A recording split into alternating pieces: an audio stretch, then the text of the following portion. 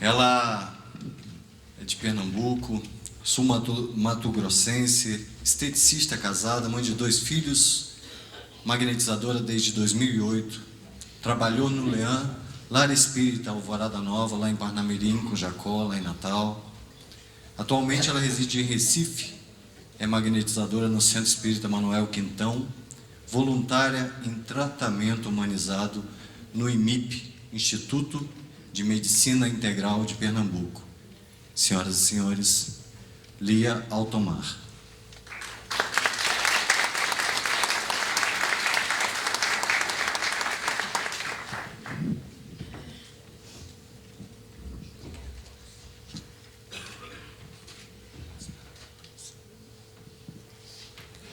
Quanta responsabilidade chegar no final de um evento desse e me darem praticamente a última palestra.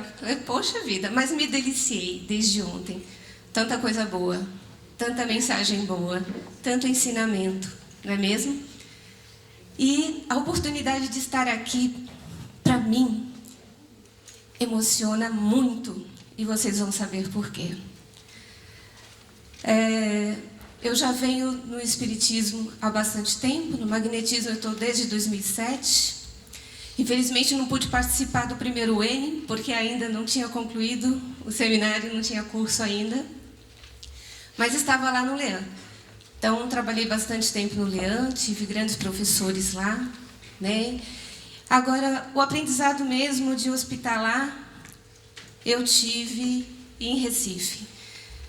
Então, quando me convidaram para participar do terceiro M, com um caso que eu mostrei para amigos e compartilhei aquele caso, pedi ajuda a várias pessoas, amigos magnetizadores e pessoas que eu admirava muito e que sabia que tinham estudado muito mais do que eu, e esse caso foi bem interessante, eu vou falar dele aqui mais à frente. E quando eu pedi essa ajuda, sempre foram muito, muito prestativos. E aí, depois, eles queriam saber da conclusão, né? E eu fui passando para eles a conclusão. Lia, mostra esse caso. Falei, meu lugar é nos hospitais. Não é com microfone. Lia, mostra esse caso. Falei, tudo bem. Aí falei, Jacó nem está aqui. Jacó, eu mostro. Mas se for como tratamento hospitalar. E o meu estudo, o meu direcionamento agora, o meu foco são os hospitais. Frequento casa espírita, trabalho em casa espírita, sou magnetizadora em uma das casas espíritas, mas o meu magnetismo, o meu foco é hospital. E aí eu trouxe aqui para vocês, porque o nosso amigo Emmanuel esteve lá, assistiu minha palestra e me ligou. Lia, nós precisamos dessa informação. Não tem como não estar nervosa aqui, é impossível. Mas eu estou muito feliz em poder falar do pouco que eu faço. Né? Então, eu vou seguir aqui. Aqui eu compartilhei uma lâmina do Jacó. Todas as aulas dele estão na internet, né? É para nós, é para a gente aproveitar. Então, não tem como começar um trabalho, você fazer um trabalho de magnetismo, se você não tiver um embasamento, se você não tiver um estudo. Primeiro, você tem que se informar. E foi uma das coisas que me deu muita força e dá continuidade ao trabalho hospitalar. Foi o conhecimento do magnetismo. Então, aqui, olha, o magnetismo humano, ele diz, o magnetismo é a ciência que estuda, analisa e sugere métodos para que se empregue com eficiência os fluidos magnéticos ou os fluidos da alma humana em favor dos que deles precisam. Vamos ver novamente? O magnetismo é a ciência que estuda, analisa e sugere métodos para que se empregue com eficiência os fluidos magnéticos ou os fluidos da alma humana em favor dos que deles precisam. Será que os que precisam todos têm capacidade de ir até nós, na casa espírita? Mas será que é somente isso que eu preciso para trabalhar? Aí vamos pesquisar. E olha só, isso daqui todo mundo sabe. Ainda que eu falasse a língua dos homens e falasse a língua dos anjos, se não houver, eu nada serei. Então foi bastante falado aqui sobre o amor que nos move, o amor que nos capacita, o amor que faz você enxergar o próximo, o amor que faz você ver que não só você precisa, mas o outro também. O amor, sem ele, isso não me adianta. O magnetismo é importante. O magnetismo cura. O magnetismo é muito importante. Mas se não houver amor, eu nada serei. Porque sem o amor, eu não vou conseguir estudar. Porque eu não vou ver a necessidade de auxiliar o próximo. Então, é muito importante, né, a gente ter o amor. Então, aqui o amor que supre, isso é uma pergunta, que supre a nossa vontade e coragem, está sendo suficiente para acompanhar nossos assistidos até o leito hospitalar? Esse amor é o suficiente quando o nosso assistido, ele vai somente, a maioria das casas é uma vez só. Levanta a mão aqui quem atende mais de uma vez na semana aquele mesmo assistido. Ninguém. Opa, 1, 2, 3, cresce mais, gente. 3. Será que são da mesma casa? Deve ser da mesma casa. Normalmente nós temos a disponibilidade, tanto na casa quanto na nossa agenda, uma vez por semana, naquele horário já determinado para o atendimento. E aquela pessoa que está sendo atendida, ela, por acaso, avisa que está hospitalizada. Ah, que pena, nós fazemos à distância. Érica, cadê a Érica? Excelente o trabalho da Érica, o trabalho que ela apresentou aqui, das correntes. Muitas casas fazem, mas nem todas. Então é importante que esse trabalho dela siga por vários estados, que seja repetido, que ela seja chamada muitas vezes, para que as pessoas se capacitem para fazer o tratamento à distância, que seja mais que um. Né? Dona Beta, do Leão, que está aqui, me disse hoje, há anos eu faço da minha casa, sozinha. Mas o Leão tem um pessoal que ora, tem um pessoal que faz o tratamento, né? O próprio Jacó faz o tratamento à distância. Ali nós temos apoio, nós temos amigos, é muita gente, eu trabalhei lá durante anos. Mas hoje eu estou em Recife e não tem tratamento à distância. Eu participo de João Pessoa, um grupo de WhatsApp também, que tem o tratamento, o grupo de radiação, horário determinado, onde eles postam a foto do paciente e a gente mentaliza, né, o grupo que vai estar dando assistência àqueles pacientes que estão naquele grupo do WhatsApp. Então, é bastante interessante. Eu sou caçula de uma família de 9. Fui criada com muito amor, muito carinho. Minha mãe é extremamente religiosa, ela está completando 90 anos de idade. Ela não é espírita, eu sou a única espírita da família. Né? Moro distante da minha família, mas somos todos muito unidos. Minha mãe sempre me ensinou o amor, sempre me ensinou a religião. A preocupação com o próximo é a principal coisa da nossa vida. Ela nunca me deixou olhar para o meu próprio umbigo. Se você não puder ajudar o próximo, você não vai ser feliz. E quando eu cheguei no Leão, eu conheci a Dona Dagmar. Dona Dagmar Belo, para quem não conhece, é a mãe do Jacó. Já está na pátria espiritual. E eu disse que estava muito distante da minha família. Ela falou, Lia, você está meio tristinha hoje. Dona Dagmar emociona a todos, mesmo já estando lá na pátria espiritual, porque é uma pessoa muito especial.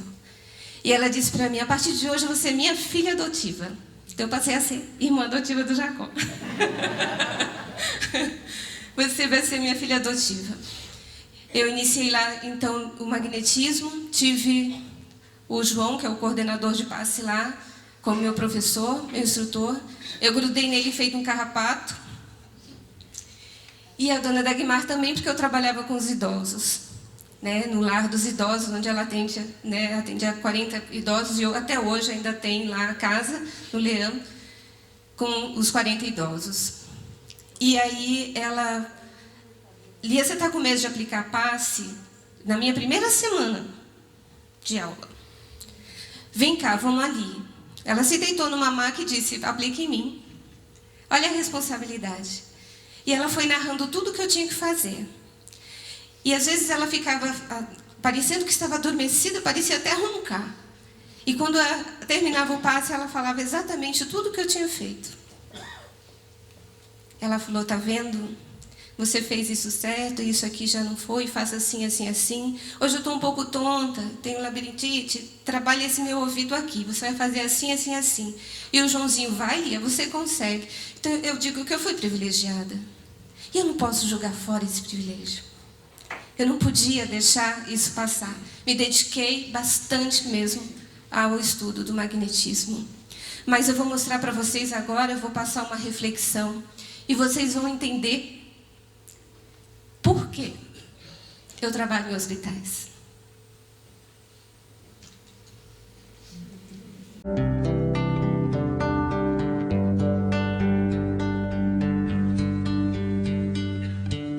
Mesmo quando tudo pede um pouco mais de calma, até quando o corpo pede um pouco mais de alma,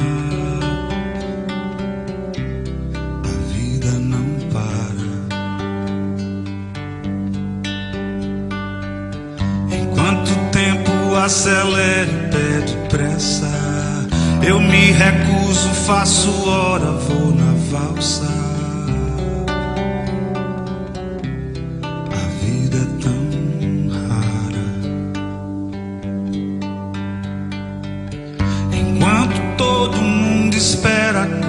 Do mal e a loucura finge que isso tudo é normal.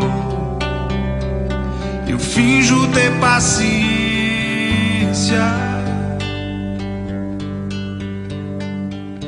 E o mundo vai girando cada vez mais veloz. A gente espera do mundo e o mundo espera de nós. Pouco mais de paciência.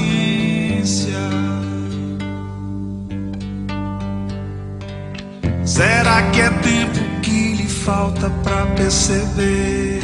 Será que temos esse tempo pra perder? E quem quer saber? A vida é tão rara, tão rara. Mesmo quando tudo pede um pouco mais de calma, até quando o corpo pede um pouco mais de alma, eu sei, a vida não para.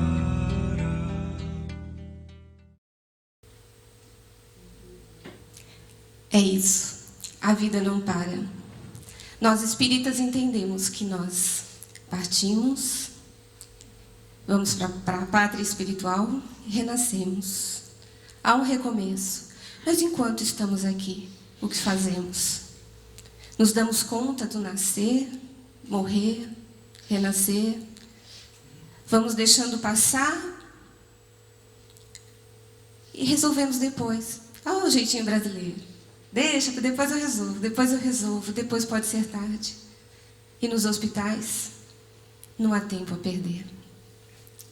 Então temos que ter paciência quando chegamos ao hospital. Não peça a Deus para guiar seus passos, se não estiver disposto a mover seus pés. Amo essa frase. Porque nós temos o hábito de pedir a Deus: nos ajude, nos dê forças, né? Ajude para que eu tenha assistência, que me ajudem. Só que se você se propor a fazer um trabalho, só peça a Deus se você estiver disposto a mover os seus pés, a entrar em ação. Muitas pessoas me perguntam: Lia, como é que você faz o tratamento hospitalar? O que se faz lá? Eu só vou, faço uma prece? Tem como aplicar o mesmo passo que a gente aplica dentro da casa espírita? Ou você fica lá, você vai do lado de fora da UTI e faz, né, uma irradiação para o paciente? Como é que faz? É fácil de entrar? Precisa ter crachá? Precisa ter uniforme? O padre, ele vai de batina muitas vezes. Ou então, o próprio colariozinho dele aqui já indica. Ele não precisa nem apresentar nada da igreja dele. Ele diz que é padre e ele entra para a visita religiosa.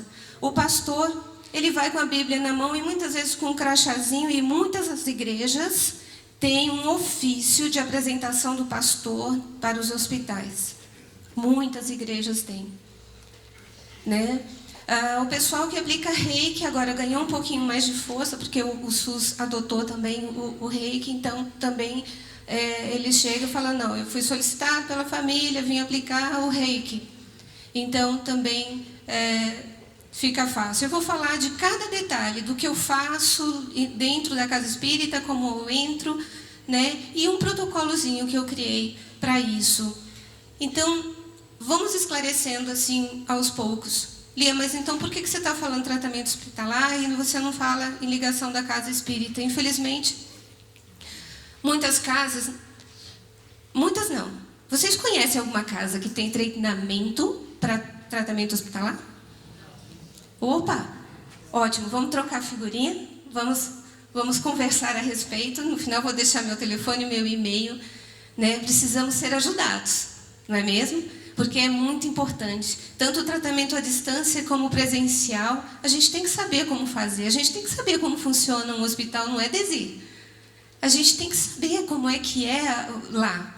Até mesmo para um tratamento à distância, a gente tem que ter uma noção de como funciona tudo. Né? Muitas pessoas já estiveram internadas ou já foram em vários hospitais, só que tem hospital público, hospital particular, e cada um tem uma característica. A gente tem que saber disso antes de fazer qualquer processo. Eu não vou entrar em detalhes de doenças, mas é o que eu pretendo fazer mais à frente, dar continuidade nesse meu trabalho. Tenho vários estudos já guardados a respeito disso, mas hoje vai ser uma coisa mais resumida de todo o trabalho que eu faço, ok? A lei que regulamenta as visitas religiosas é uma lei ordinária de 14 de julho de 2000. Anotem, por favor. Se alguém barrar vocês no hospital, que não pode entrar, visita religiosa. A lei é 9.982 de 2000, que diz que dispõe sobre a prestação de assistência religiosa nas entidades hospitalares públicas e privadas, bem como nos estabelecimentos prisionais, civis e militares. Então, anotem isso daí. Lei 9.982. Aí, tudo bem, você chega lá no hospital, e aí, somente um hospital até hoje, né, me pediu uma identificação, e eu não tinha. Foi um hospital em Natal, Onofre. Uma pessoa me pediu para ir visitar uma tia que também não era espírita, mas estava na UTI. Vamos até lá. Então, mas no final não me barraram, né? Ou seja, pediram que se eu tivesse, qual é a sua apresentação religiosa? Você tem algum documento, algum crachá? Eu falei, não tenho. Eu sou espírita, vim aplicar um passe a pedido da família, né? A paciente estava sedada, então foi preciso, uma autorização do médico para que eu pudesse entrar, e no final eles liberaram. Mas aí fica aquela pergunta, poxa, se me barrarem de novo, né? Então, cada religião vai lá com a sua identificação, então, criei a minha. Boto lá no meu pescoço, visita religiosa, eu sorridente, espírita, tratamento através do magnetismo. Sem medo de ser feliz. E entro em qualquer lugar, em qualquer horário. Nunca mais me barraram. Hoje eu estou atendendo em 3 hospitais e trabalhando voluntariamente no IMIP, né?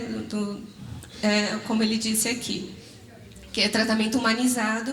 Aí lá eu não posso aplicar o passe, entre aspas, né? Porque se a pessoa realmente necessita e pede, aí a gente mentaliza o passe, né? Como eu estou com o uniforme do tratamento humanizado e com o crachá ali a serviço, voluntário, mas é a serviço, pagando 4 horas semanal, então, assinamos ponto, tudo direitinho. Então, eu chego até o leito, passo em todos os leitos, faço visita no paliativo, oncologia, hematologia e faço também no transplante. Inclusive o transplante onde exige um pouco mais, já que as pessoas ficam muito tempo internadas, então é muito tempo ocioso. Então, a gente vai até eles e vê o que eles precisam. Às vezes um quer só conversar, quer uma leitura, quer reclamar da comida, ou então quer ficar jogando conversa fora, né? Tem um paciente lá que ele gosta de jogar baralho, eu jogo baralho com ele. Né? Outro, eu já levo meu carrinho cheio de livros, levo livros para eles, esse é o tratamento humanizado. Gente com disposição para ouvir o paciente. Mas aí, às vezes, eles estão com tanta dor, estão sofridos, né? Então, o que eu posso fazer por você agora? A pessoa fica assim, eu estou com dor, posso orar? Porque eles recebem várias visitas religiosas, né? Mas não vejo visita espírita espontânea assim, porque a família não pediu. Que vai realmente aos hospitais. Posso orar por você? E nessa oração, claro, eu já aproveito e faço mentalmente o passe magnético. Porque se você se propõe a um tratamento, a um trabalho, e o trabalho exige, a gente assina um documento de que não pode ter interferência religiosa, né? Um esquema do hospital. Mas quando alguém pede para que eu vá lá para fazer o tratamento magnético, eu tiro o meu avental, vou fora do meu horário de serviço, uso o meu crachá de espírita e entro como visita religiosa.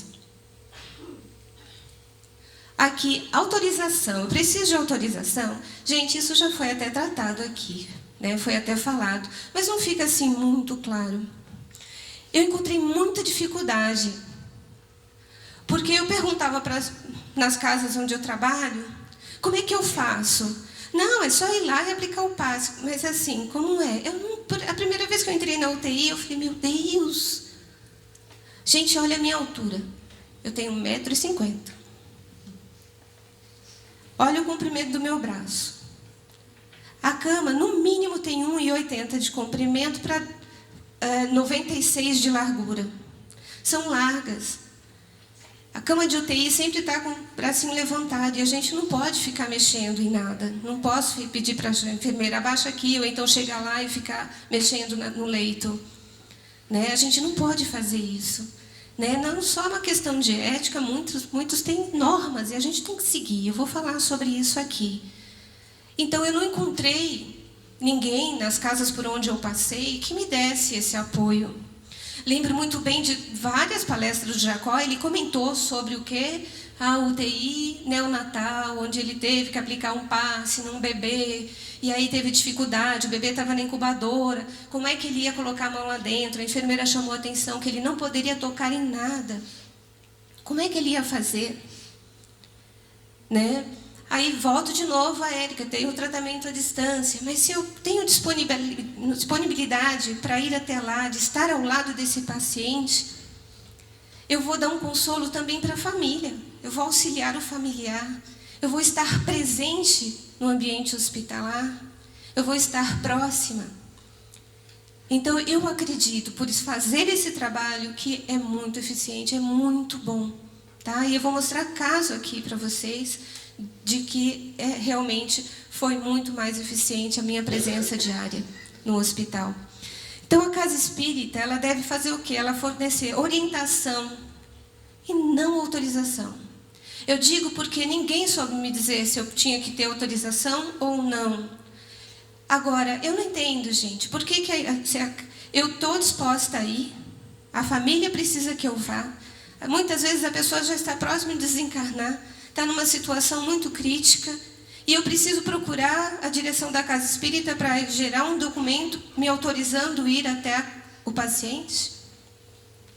Eu devo ter na casa espírita pessoas que me orientem. Como agir dentro do hospital e como agir com aquele paciente. E eu acredito também que nós deveríamos ter um apoio, sabe, ter uma equipe, alguém que fosse comigo. Todos que eu convidaram até hoje só quem foi que eu consegui carregar comigo foi meu marido.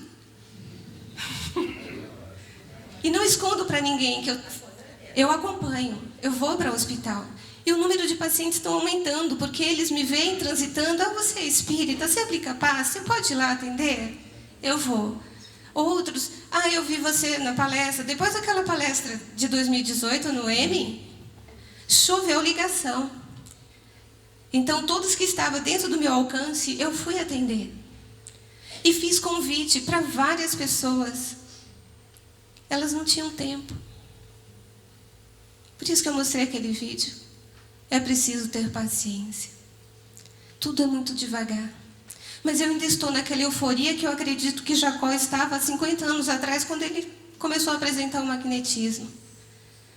Por que não termos um grupo de tratamento hospitalar, orientado, sabe? Tanto a tratamento à distância, como também presencial. Por que não podemos estudar isso, levar o magnetismo mais próximo de quem realmente precisa? Todos precisamos. Mas aquele que está dentro do hospital não tem tempo. E o mentor? Eu recebi uma vez uma pessoa falou assim, olha, nós vamos consultar o mentor para ver se você deve realmente atender aquela pessoa. Eu falei, tudo bem. O mentor disse que deveria ser feito somente o tratamento através da casa, que eu não poderia ter o amparo, deixar de ter o amparo espiritual. Aí, eu não estava na reunião mediúnica. Eu falei, poxa, que mentor, ele podia me dar força através de palavras de incentivo, ele me desincentivou. E quando eu disse ao Emanuel, eu vou falar a verdade lá, porque tem que ser dita. É importante, a gente tem que levar as nossas dificuldades, tem que compartilhar, nós temos que nos unir, nós temos que crescer. Temos que levar o magnetismo além. Outra autorização importante que a gente precisa é do paciente. O paciente tem que querer receber o passe. Ele tem que aceitar. Às vezes a família chama, só que aí avisa o pai, olha, você vai vir uma pessoa que aplicar um passe em você. Sendo espírita ou não, nós devemos chegar até o paciente e perguntar. Eu sou magnetizadora. Posso lhe ajudar através do passe. Você gostaria de receber o passe? Sou magnetizadora, eu posso lhe ajudar. Eu sou socorrista treinada, fiz curso de primeiros socorros, e uma coisa eles ensinaram para a gente, que quando a gente vai atender uma pessoa numa emergência, ela estando acordada ou semi-acordada, nós devemos chegar até ela e falar, sou socorrista treinada, posso lhe ajudar? Só que eu tive um dos treinadores, ele falou assim, você tem que ajudar, você tem que ajudar aquela pessoa. Muitas vezes ela pode estar com medo, pode estar com dor, ou outras pessoas ao lado não querer que você ajude. Então, pela lei, você tem que perguntar. E ele tem que dizer sim ou não. Mas aí, quando a gente faz a pergunta, a gente faz diferente. Faça uma pergunta rápida e deixa essa interrogaçãozinha meio ausente. Sou socorrista treinada, posso ajudar? Se não escutou a interrogação, eu sinto muito. Vou continuar e vou ajudar. Certo? Então, a mesma coisa o paciente. Sou magnetizadora, eu posso lhe ajudar.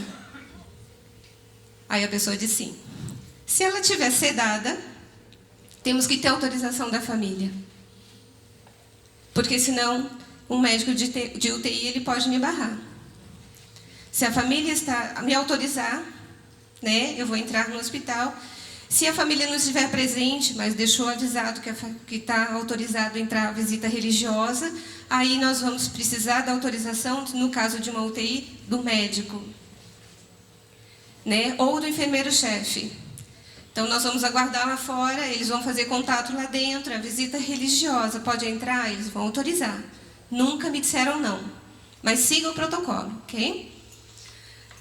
Cada hospital tem normas estabelecidas que devem ser seguidas.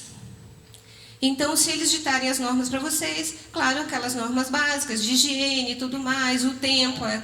E uma coisa muito importante do tempo aqui, ó, horário diferente dos familiares. Visita religiosa é 24 horas. A lei nos dá essa segurança. Se eu posso ir, entrar lá em qualquer horário, por que eu vou usar o horário familiar?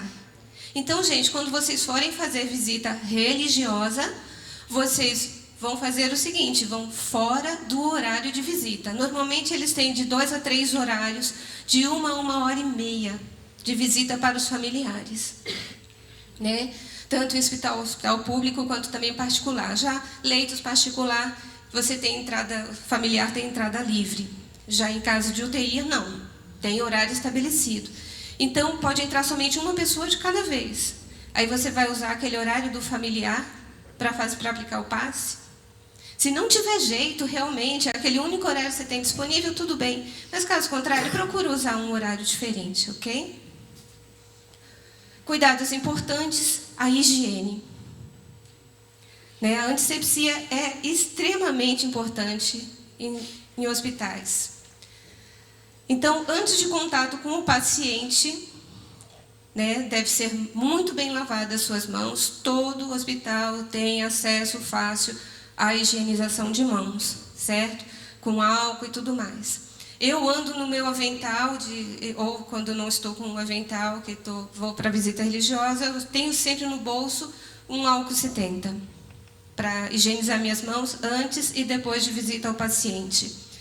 Então, aqui no caso de realização de procedimento asséptico, seria no caso para quem trabalha em contato direto. Mas se por acaso você acabar tiver que auxiliar, tiver que tocar em alguma coisa, que eu não aconselho que façam isso, mas se for necessário, né? Então depois você, após o risco então, de exposição de fluidos corporais, qualquer toque, você também tem que ter a preocupação de lavar bastante essa mão.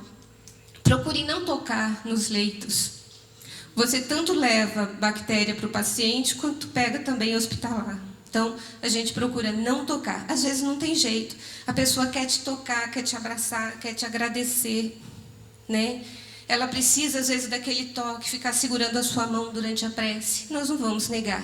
Mas sempre que for possível, não toquem em nada. Tá? Um dos protocolos hospitalares é não mexer em nada. Então, tem aquela pessoa que já entende como funciona o soro. Nossa, está muito lento. Ou está muito rápido, eu vou diminuir aqui. Já viram gente fazer isso em hospital? Faz isso não, tá? Pode não. Porque a enfermeira ela tem já o gotejamento correto para aquele medicamento. Ah, encerrou. O soro encerrou, vou fechar, para não perder a veia. Não, não mexe. Chama a enfermeira. Ok? Após o contato com o paciente, limpar a mão e, claro, na saída. Aqui uma incubadora neonatal, que é o que a Jacó tanto fala, que é complicado. Como é que faz? Olha lá como ficaria a mão dentro. Como é que eu vou fazer dispersivo, transversal, cruzado, longitudinais, né? Afloração, insuflação. Como é que eu faço? Né? Ali numa incubadora. E detalhe, não pode tocar em nada. Nada, nada, nada. Então, eu vou usar comando mental. Vou me postar ali ao lado e vou fazer todo o trabalho. Exercitem isso. Olha, um bom exercício para você fazer isso, não é... Tem gente que fala, pratica meditação. Eu, toda noite, eu aprendi isso com a minha mãe. Toda noite, eu me deito e eu oro para cada pessoa que eu lembrar.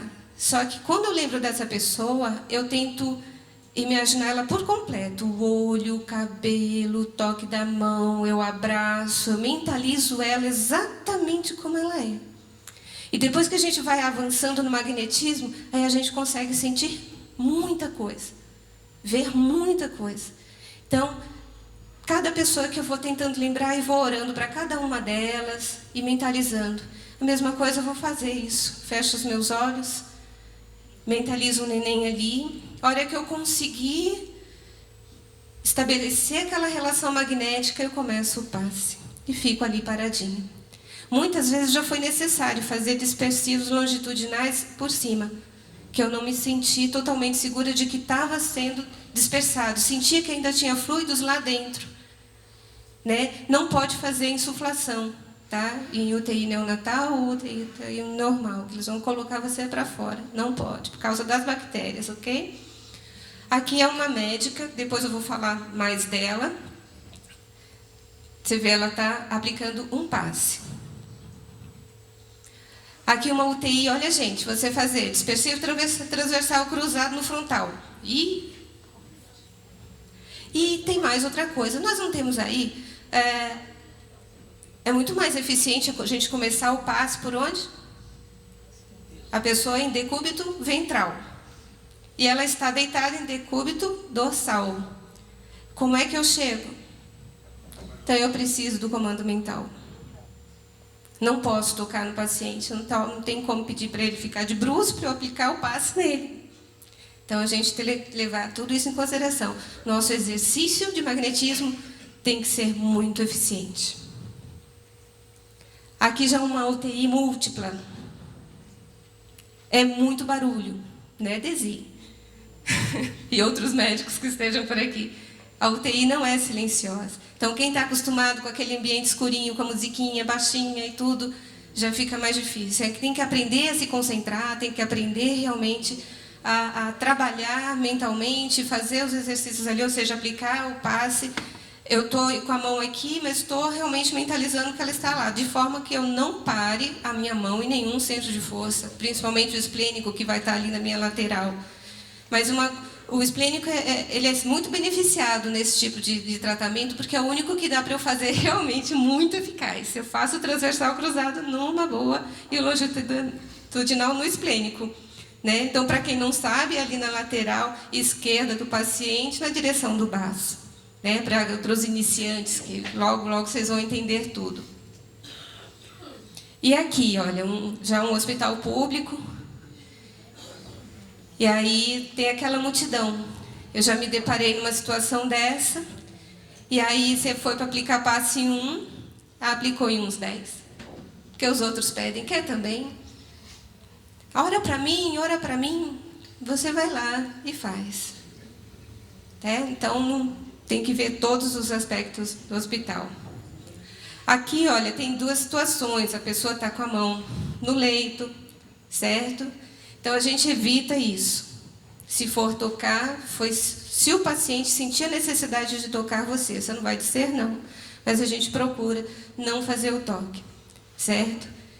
A altura da maca, ela sempre, principalmente do UTI, eu não sei porquê, está sempre alta. Ainda não consegui, ninguém me explique por que essas camas são tão altas.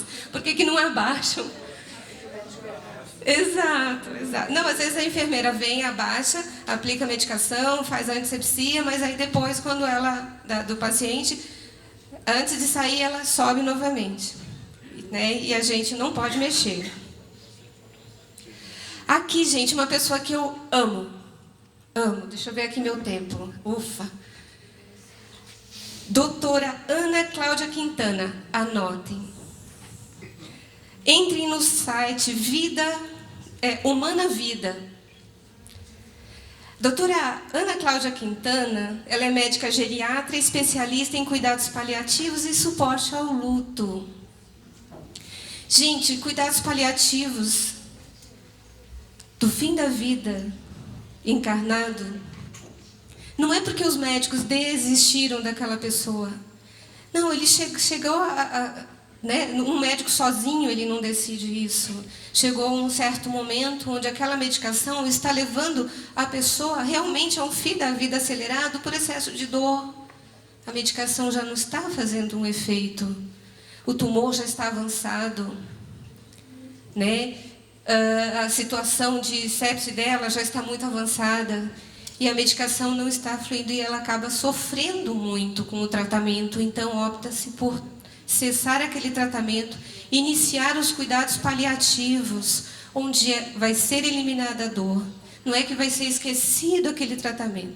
Não, aquela luta para tirar aquela doença, aqueles medicamentos mais pesados, eles vão ser cessados e vai começar um de eliminação de dor para que ela possa ter um final mais tranquilo. Muitos acabam tendo mais vida. Quando cessam a dor, eles acabam retornando. Não significa que ele vai morrer, mas que ele já está próximo ao desencarne. Isso com certeza. Por isso começa-se o cuidado paliativo. E ela tem palestras maravilhosas sobre cuidados paliativos.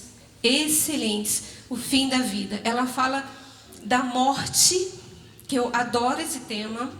Ela fala da morte de uma forma muito bonita. Já ouviu falarem que a morte é bonita? Gente, é uma coisa que a única certeza que vocês têm na vida é a morte. Nós não temos certeza do que vai ser amanhã. Eu não tenho certeza nem de como eu vou encerrar a minha palestra. Brincadeira. Mas é a única certeza que a gente tem da vida e nós não nos preparamos para ela. Nós nunca nos imaginamos dentro de um leito hospitalar. A gente acha que nunca vai precisar de uma visita religiosa, de um médico. E que a gente age como se não fosse morrer. Então a gente precisa também entender isso para poder visitar um leito hospitalar. Para poder dar um amparo aos familiares, que faz parte da nossa religião também esse tipo de amparo. Para que a família não adoeça nesse momento de cuidados paliativos. A Organização Mundial da Saúde coloca aqui de uma forma bem bacana, bem compreensível, o que é cuidados paliativos. Cuidado paliativo é a abordagem que promove qualidade de vida de pacientes e seus familiares diante de doenças que ameaçam a continuidade da vida, através de prevenção e alívio do sofrimento. Requer a identificação precoce, avaliação e tratamento impecável da dor e outros problemas de natureza física, psicossocial e espiritual. Então, nós somos muito bem-vindos nos hospitais que têm o setor de cuidados paliativos. Eu criei aqui mais ou menos um protocolo do que eu faço, né, do tratamento magnético em hospitais. Então, não muda muito a prece, né? Em caso de TDM, né? TDM, para quem não sabe, tratamento da depressão pelo magnetismo. Então, em caso de depressão, nós fazemos a doação direta no alimento e na medicação. Certo? Nós não podemos fazer doação no paciente. Então, nós fazemos a doação diretamente no alimento e na medicação. Seguido de dispersivos gerais, que eu vou explicar mais à frente o porquê que trabalhamos com dispersivos. Né? Tratei um caso de anorexia, mais de 40 dias, diariamente, só com dispersivos, sem imposição. Não tendo depressão, fazer o tato e atender órgão ou centros de força necessitados. Em todos os casos, dispersar sistema nervoso central, sistema endócrino, sistema imunológico. Também vou detalhar. Vai dar tempo, Manuel? Em paciente em UTI, incubadora, ou não ter altura para dispersar, como que eu disse para vocês, se eu não tiver uma altura que eu possa fazer a dispersão, eu vou fazer, então, o uso de comando mental. Vamos estudar um pouquinho, né? Vou ser mais breve. Trabalho bastante o diencéfalo, porque aprendi com o Joãozinho que a gente sempre, para encontrar uma harmonia perfeita do corpo físico, eu tenho que entender de tálamo e hipotálamo. Então, no caso do hipotálamo, é um dos principais responsáveis pela homeostase, o equilíbrio corporal. Faz ligação entre o sistema nervoso e o sistema endócrino, atuando na ativação de diversas glândulas endócrinas. Controla a temperatura corporal, regula o apetite e o balanço de água no corpo, o sono e está envolvido na emoção e no comportamento sexual. Sistema nervoso central e sistema endócrino, qual a ligação entre um e outro? Por que eu tenho que trabalhar sempre os dois? Eu nunca trabalho só o sistema nervoso. Ele está ligado ao sistema endócrino, então eu trabalho os dois. Para garantir a homeostase, o nosso organismo conta com alguns recursos, o sistema nervoso e o sistema endócrino. O sistema nervoso informa que algo de errado está acontecendo no interior do corpo e produz uma resposta a determinado estímulo. Então, ele vai verificar qual é a toxina, né? E vai dar informação para o endócrino que vai produzir o hormônio. O sistema endócrino, por sua vez, secreta mensageiros químicos. Vamos entender melhor. Sistema nervoso, informação sobre o meio, ele dá informação sobre o meio externo. Cai no sistema endócrino, que regula a resposta interna do organismo, né, através de hormônios. Então, que dá a coordenação e regulação das funções corporais, que é a homeostasia, o que eu chamo de equilíbrio. Então, tem que trabalhar os dois. Aqui o sistema endócrino. Quais são as glândulas do sistema endócrino? Tenho certeza que todo mundo sabe disso, porque o pessoal estuda magnetismo, a gente tem que saber, né? Anatomia, fisiologia, patologia. Então, nós temos aqui glândula pineal, a hipófise, glândula tireoide, glândulas paratireoide, timo, suprarrenais, o pâncreas e ovário, no caso de mulher, e testículo, no caso dos homens, que são as gônadas. Sistema imunológico. Ele representa... Bom, se eu trabalhei o sistema nervoso central, sistema endócrino, a pessoa está no hospital, um local que ele pode ficar, então, realmente pegar outras doenças, certo? Claro que se ele está debilitado, está internado, seu sistema imunológico está indefeso, está fraquinho. Então, em todo paciente hospitalizado, eu trabalho o sistema imunológico. Então, representa um sistema eficaz de defesa contra micro-organismos que penetrem no organismo ou contra a transformação maligna das células. Vamos lá, o sistema imunológico, a função dele é identificar e eliminar antígenos. O que é antígeno? É toda substância estranha ao organismo que desencadeia a produção de anticorpos. Geralmente é uma proteína ou um polissacarídeo.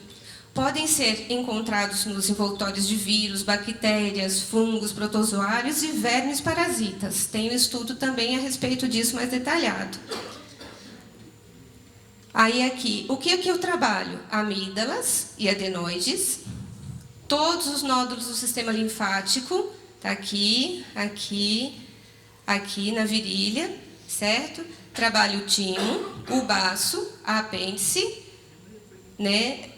Os vasos linfáticos também e medula óssea, certo? Então, se a pessoa não está com depressão, eu vou trabalhar tudo isso. Então, o trabalho hospitalar dá um pouquinho mais de trabalho. Então, que você tenha que fazer exatamente como eu estou fazendo aqui. Eu estou desenvolvendo um estudo a respeito disso e tenho casos solucionados, vários casos com essa forma de trabalhar. Aqui eu voltei àquela foto da médica, inclusive acho que foi Desir que falou sobre essa pesquisa. Gente, quem quiser anotar mais à frente eu tenho, vou mostrar para vocês. Ela é uma voluntária, uma médica espírita. Uma equipe de médicos no Triângulo Mineiro fizeram essa pesquisa com 41 pacientes. Ela usa a imposição de mãos em recém-nascidos do Hospital das Clínicas da Universidade Federal do Triângulo Mineiro. Então, eles fizeram um passe espírita. Então, a comprovação. Existe também na PUC, outra pesquisa. Na USP de São Paulo tem outra pesquisa sobre passe em hospital. Então, eles fazem vários exames logo após o passe, durante um período. Então, existem pesquisas já comprovadas e registradas. Está aqui, olha, para vocês verem de onde eu tirei um registro, tá? Pesquisa aprovada pelo Comitê de Ética em Pesquisa da Universidade Federal do Triângulo Mineiro, sob o número tal, e todos os participantes assinaram termos de consentimento livre e esclarecido. Tem um número de registro da pesquisa, certo? Esse grupo foi dividido em 3. Um grupo de controle, que não recebeu nenhuma forma de tratamento, além da medicina tradicional. Não é isso, Desir, que você falou ontem? um grupo que recebeu a terapia de passe associada a terapias médicas tradicionais e um grupo de placebo, que foi informado que receberia a terapia de passe espiritual, mas na verdade não recebeu. A quantidade de pacientes, 41, né, que não é um bom número para uma pesquisa, né, mas foi o que eles conseguiram e a metodologia foi aplicada com sucesso. Se vocês entrarem aqui nesse site, vão ver os números e todos os exames que foram feitos após o passe. É lindo de ver, gente, lindo de ver. Aqui o caso que eu apresentei em 2018, o caso de anorexia, né, a Aline. Esse caso eu comecei o tratamento dela um dia depois que ela foi internada, em 2016. Ela terminou o tratamento, ou seja, ela saiu do hospital dia 12 de janeiro, mas eu tratei ela até dezembro de 2018. Né? Depois ela continuou recebendo alguns passes, hoje ela está de alta. Aqui o período que ela estava internada, assim quando aqui foi a formatura dela, um dia depois ela foi internada e ela foi para a UTI, estava num casulo e já foi diagnosticada com anorexia nervosa em estágio muito grave, estava próximo ao desencarne. Através de um grupo de WhatsApp, fiquei sabendo dela e perguntaram, alguém sabe trabalhar com anorexia? Eu não sabia não, mas eu perguntei, eu posso visitar?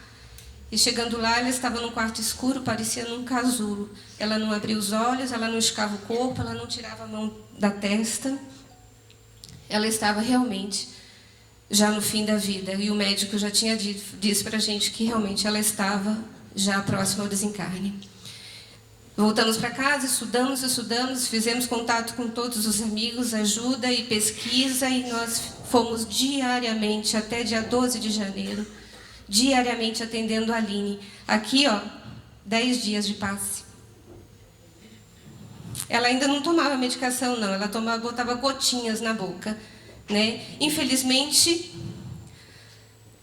não sei por que houve isso, mas se vocês procurarem no na internet, a minha pesquisa não está lá. Então, quem quiser, eu tenho uma cópia que me filmaram e eu posso mandar para vocês todo o tratamento de anorexia feito com a Aline.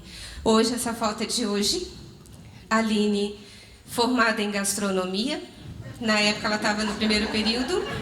Incrível, né? E está no terceiro período como chama? Veterinária. Terminou a gastronomia, como gosta muito de animais, está no terceiro período de veterinária. Linda. Então, quem quiser a pesquisa, entre em contato comigo. Infelizmente, não foi publicada. O motivo eu não sei. Aqui, gente, um dos trabalhos hospitalares, os Doutores da Alegria, que todo mundo sabe, um trabalho maravilhoso. Aqui nós temos uma visita hospitalar, né? Está aqui uma amiga fazendo, você vê o paciente, ele quer tocar a gente. É a forma deles agradecerem. Ele quer tocar. Obrigada, obrigada. E fica de novo a pergunta. O amor, que supre a nossa vontade e coragem. Aquele amor que eu falei, que faz a gente lembrar do próximo, esse é o verdadeiro amor. Está sendo suficiente para acompanhar nossos assistidos até o leito hospitalar? A nossa casa está preparada? Nós estamos treinando as equipes para fazer a corrente, né, Érica? Nós temos um grupo para isso? Não tem? Alguém pediu para ir visitar uma pessoa no hospital? Se esforcem para ir mais um. Nós sabemos que onde tiver mais de um, vai ser mais eficiente. Vamos nos esforçar para isso. A casa que ainda não tem, aquele que ainda não fez o trabalho desse, vai lá. Nós não temos tempo. A pessoa que está no leito hospitalar, ela não tem tempo. E ela não pode ir até o nosso confortável lar espírita, a casa espírita que trabalhamos. Que acabamos nos acomodando. Eu trabalho naquele dia, naquele horário, e pronto, acabou. Vou para casa, a vida segue. Mas quando alguém precisar, vá além. Leve o magnetismo até ele. Vamos sair um pouquinho desse conforto. Vamos doar mais amor.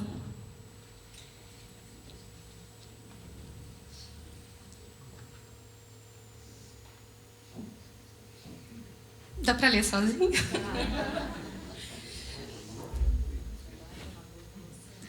Meu trabalho é uma gota no oceano.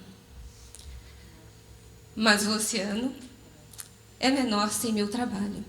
Essa frase não é minha, mas é de uma pessoa que eu admiro muito. Madre Teresa de Calcutá. Fica aqui a minha mensagem.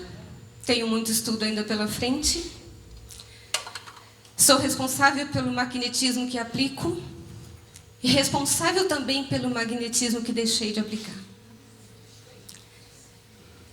Em breve seremos muitos a semear amor e aliviar a dor. Meu contato para que a gente possa compartilhar.